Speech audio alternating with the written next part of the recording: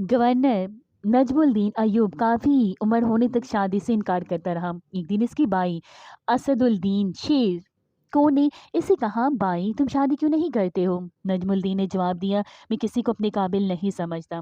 ये सुनकर असदुद्दीन ने कहा, मैं आपके लिए रिश्ता मांगूं। किसका? मलिक शाह बिन सुल्तान मोहम्मद बिन मलिक शाह सिलजोकी की बेटी का, या वजीर मलिक की बेटी का। ये सुनकर नजमुद्दीन बोला, वो मेरे लायक नहीं। असदुद्दीन धक से रह गया। फिर कौन आपके लायक होगी?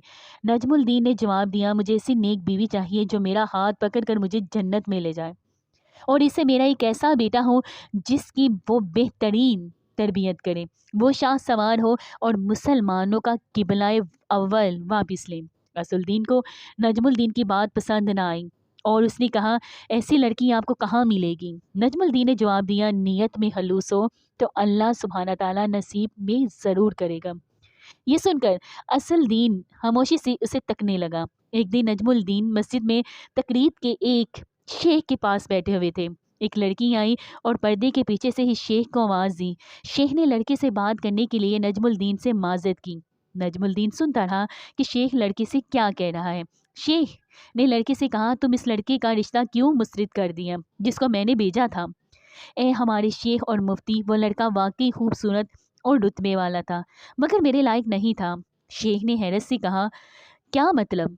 तुम क्या चाहती हो? शेख, मुझे एक ऐसा लड़का चाहिए जो मेरा हाथ पकड़कर मुझे जन्नत में ले जाए, और इसे मुझे अल्लाह सुब्हाना ताला एक ऐसा बेटा दे जो शाह सवार हो और मुसलमानों का किबलाए अव्वल वापिस ले। नजमुद्दीन हैरान रह गया कि क्यों, कि जो वो सोचता था वही ये लड़की भी सोचती थी।